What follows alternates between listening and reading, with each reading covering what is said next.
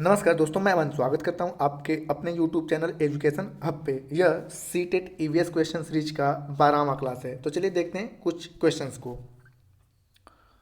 तो यहाँ पर पहला क्वेश्चन है कक्षा 4 का 5वां अध्याय अनीता एवं मधुमक्खी में अनीता कुशवाहा नाम की एक लड़की की सच्ची कहानी है, जिसमें उसका वर्णन एक बालिका सितारा यानी कि स्टार गर्ल के रूप में उजागर किया गया है। इस प्रकार की पहल का सर्वाधिक उपयुक्त उद्देश्य क्या है? तो पहला ऑप्शन कह रहा है आपका कि दर्शाना कि लड़कियां कैसे खुश होती हैं और उनको प्रोत्साहित करने पर अत्यधिक बल देना। दूसरा कह रहा है कि यह दर्शाना कि नारी शक्ति किस प्रकार गतिशील है तथा समानता एवं सशक्तिकरण को प्रदर्शित करती है। तीसरा कह रहा है कि दर्शाना कि किस प्रकार लड़कियां अनभिज्ञ होती हैं एवं उन्हें उचित मार्गदर्शन की आवश्यकता होती है। और चौथा कह रहा है कि दर्शाना कि किस प्रकार लड़कियां परिवार एवं समाज पर बोझ होती हैं। तो देखिए यहाँ पर डी वाला ऑप्शन नकारात्मक है, ठीक है, और सी वाला भी ऑप्शन क्या आपका नकारात्मक है कि लड़कियां अनभिज्ञ नहीं होती हैं, उन्हें बस मौका नहीं मिलता है। क्योंकि जब आप पढ़ेंगे अनीता की मधुमक्खियां, जब इस चैप्टर को आप पढ़ेंगे अनीता की मधुमक्खियाँ, तो यहाँ पे दिखाया गया है कि बस उनको मौका नहीं मिलता है, अन्यथा वो हर एक कार्य कर सकती हैं जो कि पुरुष कर सकते हैं। ये लैंगिक अवधारणा को तोड़ने पर और साथ ही साथ समानता और साथ ही साथ नारी सशक्तिकरण के बेस पर आधारित एक चैप्टर है। तो इस प्रकार से आप देख पाएंगे कि आपका जो सही ऑप्शन होता है वह बी होता है कि यह दर्शाना कि नारी शक्ति किस प्रकार गतिशील है तथा समानता एवं सशक्तिकरण को प्रदर्शित करता है। अगला करें कक्षा 4 के अध्याय दुनिया मेरे घर में नामक कहानी अक्षय के बारे में, जो बताता है कि कैसे उसकी दादी उसे अनिल के घर कुछ भी खाने या पीने के लिए मना करती हैं। इस कहानी से बच्चों को कौन सी महत्वपूर्ण शिक्षा मिलती है? ऑप्शन ए कह रहा है कि हमारे समाज में समानता और सामंजस्य का अस्तित्व है। तो यहाँ पे आप देखेंगे कि मना कर रहा है, तो समानता और सामंजस्य का अस्तित्व तो इस क्वेश्चन के जरिए हमें नहीं प्राप्त हो पा रहा है। दूसरा कह रहा है कि जाति भेदभाव एवं अस्पृश्यता का अस्तित्व है। तो बेसिक तौर पे हम देखते हैं हमारे समाज में जातिगत भेदभाव और अस्पृश्यता अभी भी इनडायरेक्टली रूप से विद्यमान है। तो उसी चीज को इस चैप्टर में, ठीक है, समावेशित किया गया है कि जातिगत भेदभाव और अस्पृश्यता का अस्तित्व। तो ये भी आपका सही होता है। अगला कह रहा है कि सांप्रदायिकता का अस्तित्व और चौथा कह रहा है धार्मिक भेदभाव का अस्तित्व। तो इन दोनों ऑप्शन को अच्छे से एक्सप्लेन बी वाला कर रहा है कि जातिगत भेदभाव और अस्पृश्यता का क्या है, यहाँ पर अस्तित्व है, जिसके कारण वो क्या करते हैं कि किसी दूसरे के घर पर खाने पीने से उसकी दादी उसे मना करती हैं। अगला कह रहा है कि निम्नलिखित में से कौन सा कथन ईवीएस में सहपाठी आकलन को परिभाषित करता है? यहाँ पे सहपाठी आकलन है, ठीक है। ऐसा कहा जाता है कि जैसा आप जिसके साथ रहोगे वैसे ही आप बन जाते हो, तो उसी को हम क्या कहते हैं, सहपाठी आकलन। तो सहपाठी आकलन को कौन सा ऑप्शन सही प्रकार से, ठीक है, परिभाषित कर रहा है?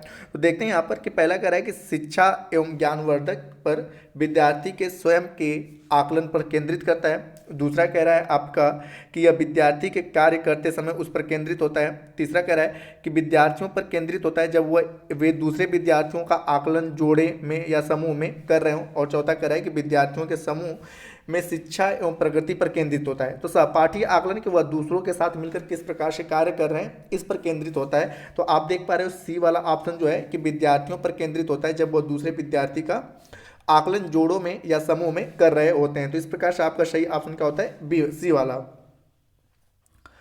अगला कह रहा है कक्षा 3 के अध्याय हम चीजें कैसे बनाते हैं में दीपाली की कहानी किस पर केंद्रित है, ठीक है। तो कक्षा 3 में एक अध्याय है जिसका नाम है हम चीजें कैसे बनाते हैं, ठीक है। तो इसमें कहा गया है कि दीपाली की कहानी किस पर आधारित है। तो जब आप इस चैप्टर को पढ़ेंगे तो यहाँ पर आप कक्षा 3 का अध्याय जब इसको आप पढ़ेंगे तो इसमें बेसिक तौर पे घरेलू कामकाज में लिंग संबंधी भावनाओं के बारे में जिक्र किया गया है कि जैसे घर के अंदर के कार्य कौन करेंगी, लड़कियां, और घर के बाहर के काम कौन करेंगे, लड़के करेंगे, ठीक है। घर के अंदर के कार्य लड़कियां करेंगे, घर के बाहर का कार्य लड़के करेंगे। जैसे खाना बनाने का कार्य कौन करेंगी, लड़कियां करेंगी। सब्जी लाने का कार्य कौन करेगा, लड़के करेंगे। तो इस प्रकार की कहानियां इसमें दी गई है, दीपाली कहानी। तो इस प्रकार से घरेलू कामकाज में लिंग संबंधी भेदभाव की अवधारणा को पर यह केंद्रित है, जो कि इस प्रकार से होना नहीं चाहिए। तो इस प्रकार सही ऑप्शन आपका होता है सी। अगला है मौखिक इतिहास समाज के विशिष्ट समूहों के अनुभवों का समन्वय करने का महत्वपूर्ण साधन है। इस संदर्भ में इंगित कीजिए कि कौन सा कथन इसके उपयोग को सबसे अच्छी तरह से दर्शाता है। ऑप्शन ए कह रहा है आपका कि शिक्षक छात्रों को भारत की स्वतंत्रता से संबंधित ऐतिहासिक तथ्यों को मौखिक रूप से याद करने को कहते हैं। तो यहाँ पे देखो रटने की चीज़ों को मना किया गया है, तो इस प्रकार से ए वाला भी ऑप्शन क्या हो जाता है, गलत हो जाता है। ये आपके टैग वर्ड्स हैं, मैंने टैग वर्ड्स की क्लास को आपको पहले ही अपलोड कर दिया है, तो आप अगर टैग वर्ड्स नहीं पता होगा तो टैग वर्ड्स की क्लास को आप देख सकते हैं।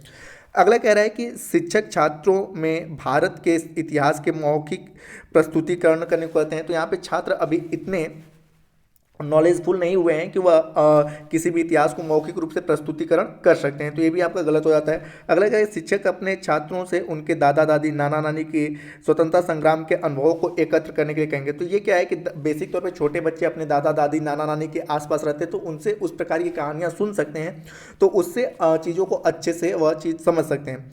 और अगला करें कि शिक्षक छात्रों से प्रसिद्ध स्वतंत्रता सेनानियों के नाम की सूची मौखिक रूप से प्रस्तुत करने के लिए कहते हैं। तो ये भी एक तरह से रटने में आ जाएगा, तो ये भी आपका गलत है। तो सही ऑप्शन कौन सा हो जाता है आपका, सी वाला, क्योंकि दादा दादी नाना नानी के पास छात्र रहते हैं और उनसे स्वतंत्रता सेनानियों के बारे में कहानियां सुन सकते हैं, और जो कहानियां उन्होंने सुना है उन कहानियों को आकर फिर से क्लास में एक्सप्लेन कर सकते हैं अच्छे से। तो आपका सही ऑप्शन हो जाता है सी वाला।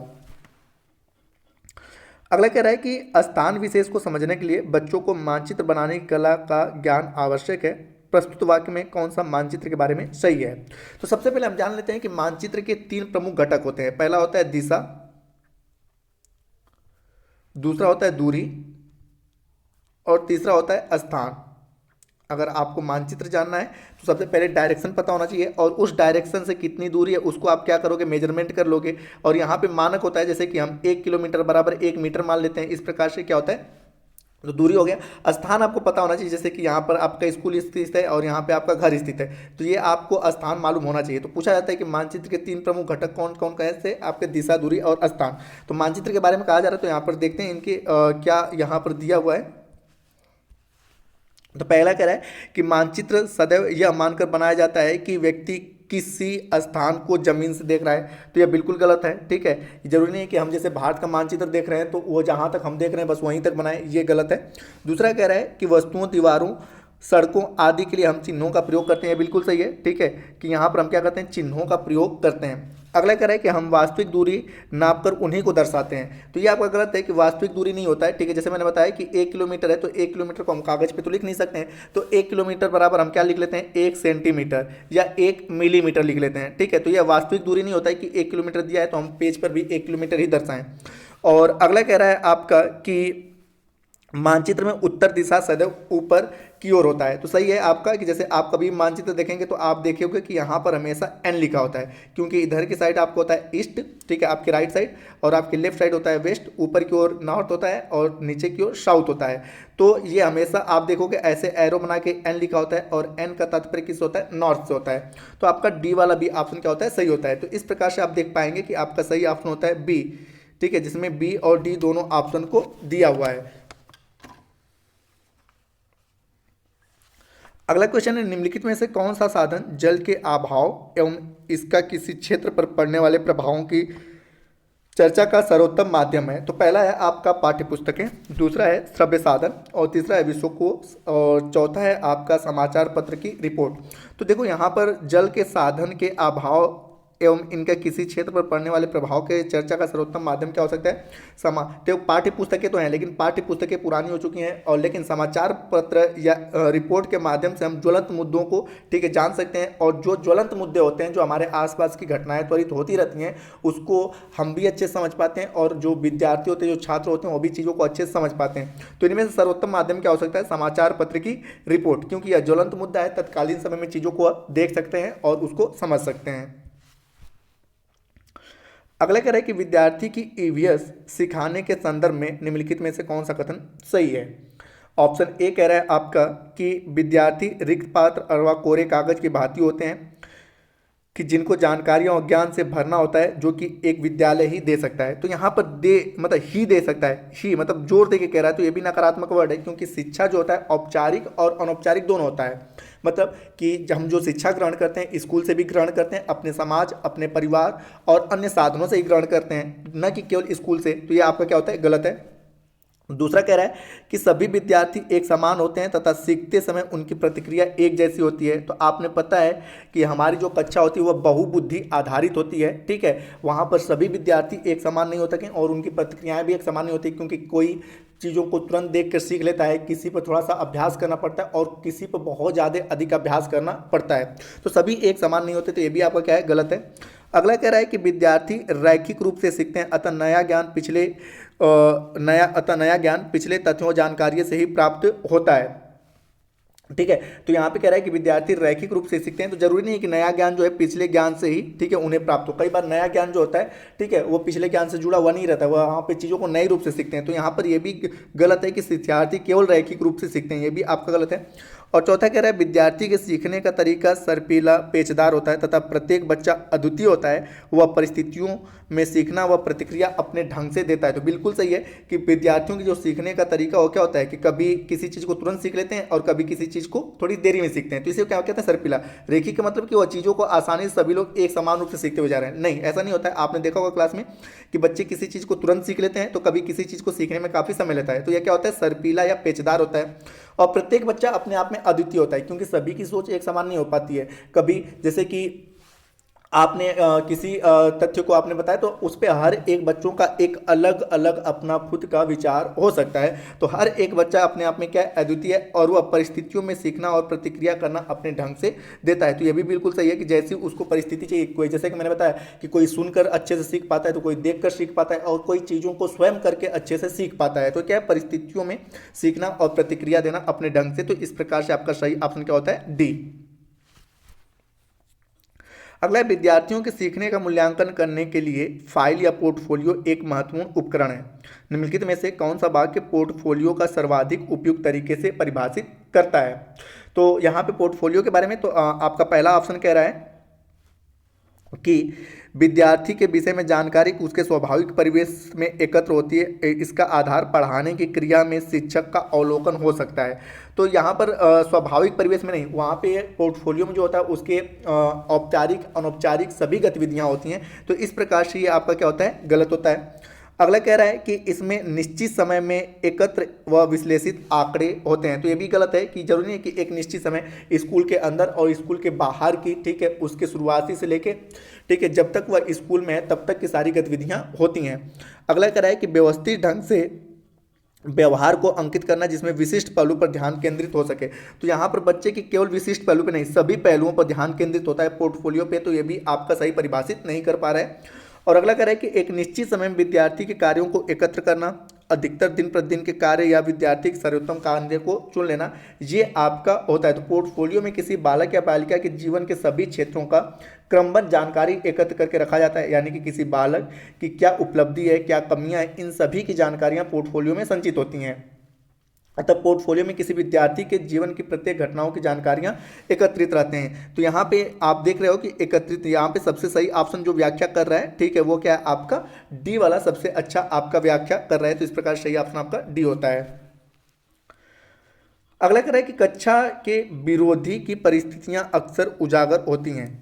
जब कोई छात्र किसी सामाजिक सांस्कृतिक विषय पर चर्चा प्रारंभ करता है तब एक शिक्षक के रूप में आपकी क्या प्रतिक्रिया होगी। तो यहाँ पे सबसे पहले तो हम ये देखते हैं कि जब भी आप किसी सामाजिक, किसी जातिगत, किसी लैंगिक भेदभाव जैसी चीज़ों को आप क्लास में कहते हो तो वहाँ पे विरोधाभास की स्थितियाँ उत्पन्न हो जाती है, और आप उस दौरान उस कक्षा के शिक्षक हो तो आप क्या करोगे।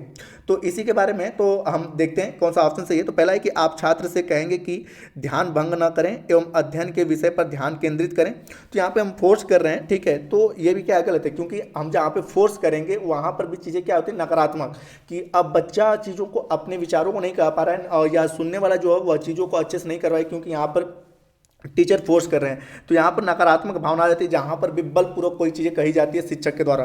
दूसरा कह रहा है कि छात्र से कहेंगे कि वह कक्षा के उपरांत आपसे इस विषय पर चर्चा करें, यह भी सही नहीं हो सकता है। अगला कह रहा है कि छात्र से कहें कि वह अपने माता पिता से पूछे, वह विद्यालय में इस विषय को न उठाए। तो बिल्कुल गलत है, क्योंकि जातिगत भेदभाव, ठीक है, लैंगिक भेदभाव, इस प्रकार के मुद्दे हैं तो ज्वलंत मुद्दे हैं और इसको उठाना चाहिए क्योंकि यह समाप्त हों। और अगला कह रहा है कि छात्र से कहेंगे कि अपने अनुभव साझा करें और कक्षा में इस विषय पर संबोधन करें। तो बिल्कुल सही है कि जिन जिन छात्रों के साथ जिस प्रकार की विषम परिस्थितियां हुई हैं वो क्या करें कि जब वह अपने खुद के अनुभव को साझा करेंगे, ठीक है, कि नहीं ये चीज़ें मेरे साथ हुआ है, मैंने इस चीज़ को देखा है, ऐसा कोई और विद्यार्थी है क्या जिसके साथ इस प्रकार के लैंगिक जातिगत भेदभाव या छुआछूत जैसी चीज़ें हुआ है, तो वह भी जब चीज़ों को कहते हैं, ठीक है, तो क्या होगी कि क्लास में, ठीक है, आपसी सामंजस्य की भावना बैठ होगी और किसी भी प्रकार की विरोध की परिस्थितियां उत्पन्न नहीं होगी। तो एक शिक्षक के रूप में हम यही कार्य करेंगे, छात्र से कहेंगे कि वह अपने अनुभव को साझा करे तथा कक्षा में इस विषय पर संबोधन करे। तो आपका सही ऑप्शन होता है डी। अगला कह रहा है कि एक अध्यापिका की इच्छा है कि उसके छात्रों में वनस्पति के बारे में समझ व ज्ञान विकसित हो, इसके लिए उसे निम्न में से क्या करना चाहिए। तो आपका पहला ऑप्शन है कि वह छात्रों से पौधों के नाम कंठस्थ करने के कक्षा में बताने के लिए कहेंगे। तो यहाँ पे पुनः कंठस्थ करना मतलब रटना हो गया, तो ये आपका क्या होता है गलत, क्योंकि रट कर चीज़ों को याद करने को प्रोत्साहित किया गया है। वह चीज़ों को समझ कर याद करें, रट कर ना याद करें, बिना समझे उस चीज़ों को न याद करें, ठीक है। तो आपका पहला गलत हो जाता है। दूसरा कह रहा है कि छात्रों से कहेंगे कि विभिन्न प्रकार के पौधों के बारे में अपने माता पिता से पूछें। तो यहाँ पे पूछना हुआ, ठीक है, तो ये भी बहुत ज़्यादा सही नहीं होता है। आगे देखते हैं, छात्रों को अपने साथ विद्यालय के बगीचे में चलने को कहें तथा वहाँ पर सभी पौधों की पहचान करने को कहें। और चौथा कह रहा है छात्रों से कहें कि वह स्वयं वीडियो देखकर पौधों की पहचान करें। तो आप जब इन्वायरमेंट पढ़ते हो तो वहाँ पे इन्वायरमेंट में जब शिक्षण संबंधी गतिविधियों को पढ़ते हो तो उसमें सबसे उचित विधि बताया गया है भ्रमण विधि।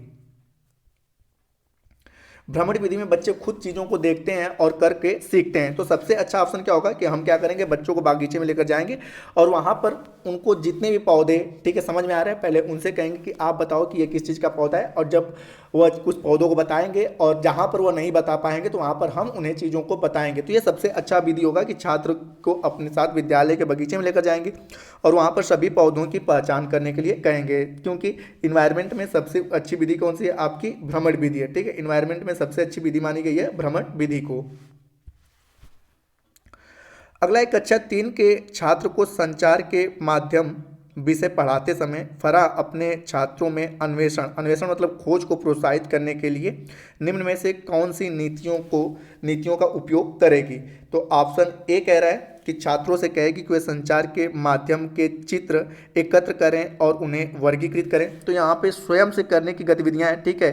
तो यहाँ पे क्या होगा कि जैसे मैंने कहा कि संचार के चित्र माध्यम में आप जाइए, ठीक है, उन्हें एकत्र करिए और उन्हें वर्गीकृत करिए कि यह किस संचार में आएगा, ठीक है, ये सही हो सकता है। दूसरा कह रहा है कि संचार के माध्यम पर एक वीडियो दिखाएंगे, ठीक है। तो यहाँ पे कह रहा है कि छात्रों को खोज करने के लिए कह रहा है, ठीक है। तो वीडियो दिखा देंगे तो खोज कहाँ पे कर रहा है, उसको चीज़ों तो आसानी से मिल जा रही है, लेकिन पहले वाले हम देख रहे हैं ना, वो खोज कर रहा है, ठीक है। तो इस प्रकार से आपका बी वाला ऑप्शन क्या हो जाएगा, गलत हो जाएगा। तीसरा कह रहा है कि छात्रों से कहेगी कि वह संचार के माध्यम पर अपने अनुभव बताएं एवं उन पर चर्चा करें। तो जाहिर सी बात है कि अगर वह खुद से खोज करके आएंगे तो उनके बारे में वह खुद सीखेंगे और अपने अनुभव बताएंगे और चर्चा करेंगे।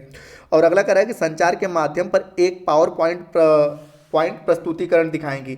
तो यहाँ पर गलत है, क्योंकि यहाँ पे अन्वेषण करने की बातें कर रहा है। तो जब हम खुद ही पावर पॉइंट प्रेजेंटेशन वहाँ पर दिखा देंगे, ठीक है, तो बच्चे अन्वेषण खोज क्या करेंगे। तो यहाँ पर आप देख रहे हो कि अन्वेषण के लिए सबसे उपयुक्त ऑप्शन कौन सा है कि वह खुद से जाएंगे, चीज़ों को एकत्रित करेंगे और वर्गीकृत करेंगे और उनके बारे में वो क्या करेंगे, एक्सप्लेन करेंगे। तो ये दोनों ऑप्शन ए और जो आपका सी है ये आपका सही आता है, ठीक है।